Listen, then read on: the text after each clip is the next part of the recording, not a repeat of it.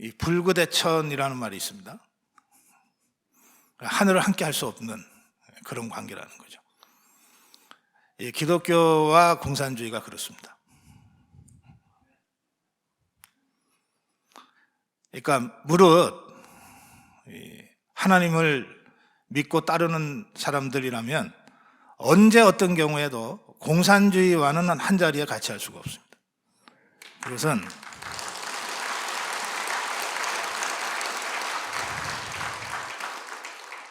기독교 신앙과 철학이 그렇다는 겁니다. 이제 우리 자유민주주의 주의자들은 어디에서부터 출발하는가 하면 인간은 불완전한 존재다라는 자기 고백에서 출발합니다. 자유민주주의의 사상 체계가 그래요. 인간은 불완전한 존재다.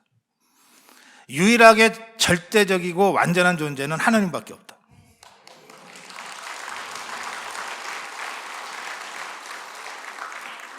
하나님 절대자인 하나님 앞에서 모든 인간은 불완전하다. 따라서 그 불완전한 존재들이 모여서 만든 그 사회는 그게 어떤 사회든 불완전한 사회일 수밖에 없다. 따라서 이 불완전한 사회는 끊임없이 개조되고 보완되고 고쳐져야 된다는 거예요. 끊임없이 보수되어야 된다는 거예요. 그냥 지키는 게 아니라 끊임없이 고쳐가면서 개성해 가야 된다는 겁니다. 이게 보수주의 철학의 핵심입니다. 그런데 웃기는 소리 마. 인간 완전한 존재일 수 있어. 완전한 존재야 라고 주장한 세력들이 150년 전에 이 세상에 나타났어요. 그래서 그들은 완전한 인간의 이 지혜로, 머리로 완전한 인간 사회를 만들 수 있고 그 유토피아를 미래 어느 시점이 아니라 지금 현재 건설할 수 있다고 주장하기 시작했어요. 그리고 그 완전한 인간들의 완전체가 공산당이라고 주장하기 시작했어요. 그래서 혁명을 일으켰고 권력을 잡은 다음에 그들이 생각하는 대로 완전한 사회를 실제로 건설하려고 무모한 시도를 계속합니다. 그래서 인간의 본성까지 바꿔놓으려고 합니다. 그러니까 이 레닌이 러시아를 소련으로 만들고 나서 레닌에 이어서 스탈린, 그리고 중국의 마오쩌둥, 그리고 북한의 김일성이 일관되게 한 건 뭐냐면 그때까지 이기심에 쩔어서 자기 이익만을 위해서 살던 인간을, 쉽게 말해서 동물적 인간, 자본주의적 인간을 사회주의적 인간으로 인간을 바꾸겠다고 한 거예요. 인간을 개조하겠다고 한 겁니다. 개조하는 방법이 굉장히 잔혹했어요. 재산을 몰수하고 집단 농장으로 만들고 공장을 소비에트로 만들고 그리고 그 시스템에 적용하지 않으면 죽여버리고 가둬버리고 하는 방식으로 인간 개조를 한 겁니다. 그 인간 개조 과정에서 그 사회주의형 인간, 사회주의형 체제에 맞지 않는 사람들이 제거되어 나가는데 소련에서는 2,500만 명이 죽고 중국에서도 집단 농장 과정에서 2천만 명이 굶어 죽고 그런 일들이 벌어지죠. 또 캄보디아에서는 이 공산당이 정권을 잡고 개조를 한다고 길거리 지나가는 아무나 붙잡고 손을 만져봐서 거칠거칠하지 않으면 그냥 죽였습니다. 어디에 사는지 누군지 묻지도 않고 그냥 죽였어요. 손이 거칠거칠해야 노동자 농민이라고 본 거죠. 그렇게 해서 인구의 10%가 1년도 안 돼서 죽어버립니다. 그게 지금 캄보디아에 대단히 말씀드리긴 좀 그렇지만 관광 상품으로 남아 있어요. 폴포트에 의해서 잔혹하게 학살됐던 그 현장들이. 인간이 어디까지 참혹할 수 있는지 이 공산당의 그 폭정이 아직 채 드러나지 않고 많이 감춰져 있습니다. 소련에도 중국에도 북한에도. 지금 우리가 이 히틀러의 600만 유태인 학살만 인류 최대의 홀로코스트로 지금 우리가 기억하지만 그래봤자 600만 명이에요. 2천만 명이 굶어 죽고 2,500만 명이 집단적으로 학살당한 그 역사적 흔적은 아직 그대로 있습니다. 소련에도 있고 중국에도 있고 북한에도 있고. 북한에 얼마나 죽었는지 몰라요. 그냥 굶어 죽은 게 250만이라는 거니까. 인구의 10%, 20%가 순간적으로 학살당하는 그런 이 참혹한 역사의 현장들이 곳곳에 아직 널려 있습니다. 이런 일들이 왜 벌어지는가? 자기들이 완전한 존재라고 자부하고 그 완전한 존재인 공산당이 완전한 사회인 자기들이 그리는 유토피아를 현실에 구현할 수 있다고 생각하고 밀어붙이는 과정에서 그런 참혹한 이 학살, 대량 학살들이 발생한 거죠. 다시 말씀드리면 자유민주주의자들, 보수주의자들은 그 출발점이 인간은 불완전한 존재입니다라고 하는 자비 고백에서 시작되는 겁니다. 그리고 그것은 하나님을 받드는 모든 기독교인들의 자기 고백이기도 하죠. 그런데 150년 전에 웃기는 소리 마. 하나님만 완전한 게 아니라 인간도 완전해질 수 있어. 그리고 인간의 완전함으로 지상의 유토피아 낙원을 건설하는 걸 보여줄 거야 라고 나선 한 일단의 무리들이 있어요. 그리고 그들이 정말 운이 좋아서 러시아를 먹고 중국을 먹고 북한을 먹어서 100년 동안 공산주의를 실험했습니다. 그 결과가 수천만 명의 집단 학살로 나타난 거예요. 그래서 80년대 소련이 무너진 이후에 대부분의 이 공산주의 국가들이 무너졌는데 아직도 이 변종 사회주의 몇 개 나라가 남아서 버티고 있습니다. 그 중에 제일 변종 중에 변종이 이제 북한이죠. 중국은 공산당이 통제하는 나라긴 하지만 그러나 저건 정상적인 그 공산당 경제 시스템은 전혀 아니니까 좀 논의를 하겠습니다. 북한은 어디까지 간 거냐면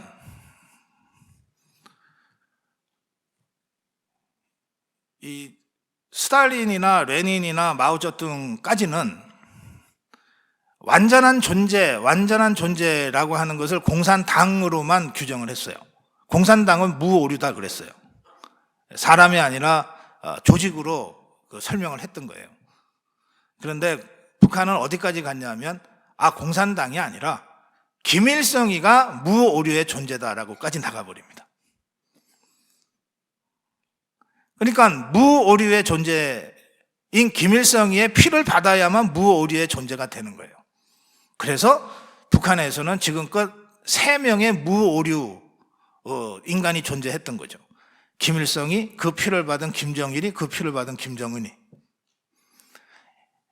이거는 공산당 일당 독재를 해왔던 소련, 러시아도 또 다른 차원의 변종입니다. 우리가 상대하고 있는 적이 바로 그런 적이에요. 그래서 공산주의를 연구하는 전문가들 사이에서는 북한을 공산주의 이론으로 분석하기가 어렵다는 거예요. 그건 이미 완전히 사이비 종교 집단으로 돼버렸기 때문에 신학자들, 이단을 연구하는 사람들이 연구하면은 아주 쉽게 이해할 수 있는 사회 구조라는 겁니다. 이게 공산주의 이론 가지고 갖다 대고 분석을 하려고 그러면 잘 안 되는 대목들이 너무 많다는 거예요. 당 우선이 아니고 김일성 우선이다. 이걸 어떻게 설명하냐고. 아무리 스탈린이 모택동이 독재를 해도 그래도 독재를 앞에 내세울 때 정당화할 때는 당을 내세웠거든. 중국 공산당, 소련 공산당을 내세웠단 말이에요. 근데 이것들은 아예 당을 뒤로 내팽개 치고 김일성을 내세우고 김정일을 내세우고 30몇 살, 20몇 살짜리 김정은이를 내세우잖아요.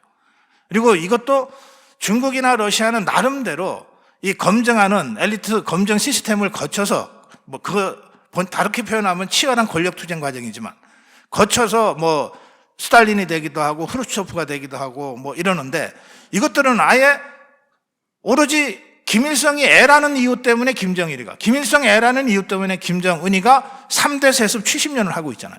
이거는 어떤 사회주의 국가에서도 있었던 적이 없어요. 어떤 독재 체제도 이런 식으로 3대 세습을 했던 나라는 없습니다. 그러니까 이 북한이라는 변종 집단을 분석하는데 기존의 막스 레닌주의 분석 가지고서는 안 먹혀 들어가는 거예요.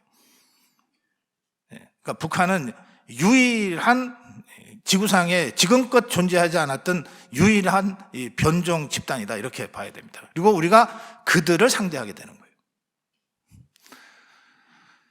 거예요. 제가 이 공산당 선언이라는 책을 지난달에 쓰게 된 이유는 간단합니다. 저는 지난 5년간 여러분들과 똑같이 문재인 종북 주사파 세력과 투쟁하느라고 광화문도 나가고 제가 할 수 있는 걸 다 했습니다. 그리고 작년 1년 전에 마침내 우리가 이겼다. 이긴 거 맞죠? 이겼는데 그래 놓고 차분히 이제 복귀를 해봤습니다. 그 바둑 두고 난 다음에 복귀하는 거 있죠. 쭉 복귀를 해보니까 저는 지난 5년간 문재인을 상대로 싸웠다고 생각을 했는데, 그리고 재작년 대선 때는 이재명을 상대로 싸웠다고 생각했는데, 그래서 문재인과 싸우고 이겼다, 이재명과 싸우고 이겼다고 생각을 했는데, 복귀를 쭉 하다 보니까 내가 싸운 상대가 문재인이가 아니고 이재명이 아니더라고요. 내가 싸웠던 상대가 김정은이었다는 거예요. 여러분들이 지난 5년간 문재인 좌파 폭정에 맞서 싸웠을 때 여러분들도 문재인을 상대로 싸웠지만 또 이재명을 상대로 싸웠지만 실제로 여러분들도 그 꼭두각시 허수아비들과 싸웠던 것이 아니라 실제로는 그 뒤에 온갖 공작과 지침을 가지고 이 남한의 종북 주사파들을 뒤에서 조종하고 움직였던 김정일, 김정은 세력과 싸웠던 겁니다. 그 김정은 세력과 싸워서 우리가 이긴 거예요. 그런데 우리가 누가 싸웠는지, 누구하고 싸웠는지도 모르고 그동안 싸웠던 거죠. 그래서 만약에 문재인이 이재명이와 싸웠다면 그럼 이것들을 1차 우리가 이겼고 감옥 보내면 끝나잖아요, 게임이. 여러분들 누구나 다 말씀하시잖아요. 우리가 윤석열을 왜 뽑았냐? 문재인이 이재명이 화끈하게 차법 처리할 것 같은 사람이라서 뽑았다. 다들 그렇게 답변하시잖아요. 그러면 이거 둘이만 감옥 보내면 우리 싸움 완전히 끝나는 거네. 그러면 이제 싸움 그만두고 집에 가도 돼요? 이게 아니라는 거예요.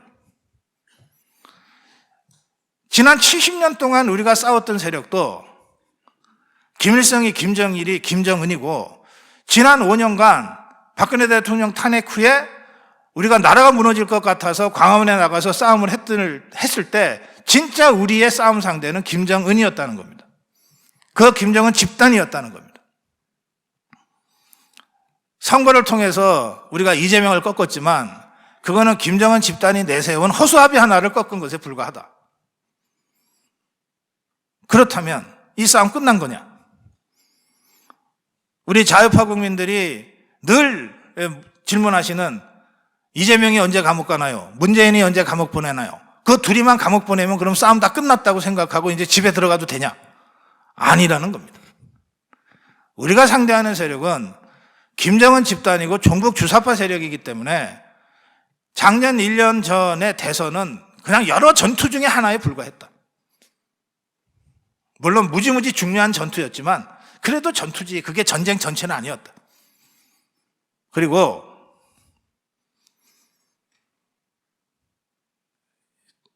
저것들이 5년, 6년 전에 박근혜 대통령을 집어넣고 감옥에 집어넣고 완전히 몹쓸 사람으로 만들어서 집어넣고 나서 문재인을 세워서, 허수아비 문재인을 세워서 5년 동안 하려고 했던 짓들을 가만히 보면 단순히 우리 자유파 정치인들 한 몇백 명, 몇천 명 감옥에 집어넣는 걸로 끝낼 일이 아니었다는 거예요. 저것들은 70년 전에 하지 못했던 일, 김일성이가 하지 못했던 일, 김정일이가 하지 못했던 일, 남한을 완전히 무너뜨리고 적화시켜서 한반도 전체를 조선민주주의 인민공화국의 깃발 아래 두겠다고 하는, 지 할애비가 하지 못했고 지 애비가 하지 못했던 일을 지금 하겠다고 김정은이가 하고 있는 거예요. 그러니까 이거는 70년간 이어져 온 이념 전쟁의 마지막 스테이지지, 이게 문재인이 이재명 같은 허접한 따위와 싸운 전쟁이 아니었다는 겁니다. 따라서 매우 중요한 전투였음에는 분명하지만, 작년에 대선 한번 이겼다고 우리 문제가 다 해결된 것도 아니고 싸움이 끝난 것도 아니다. 전쟁은 계속돼야 되고 더 어려운 전쟁이 우리 앞에 기다리고 있다. 마지막 고지를 완전히 정복하기 전까지는 쉴 수 없다.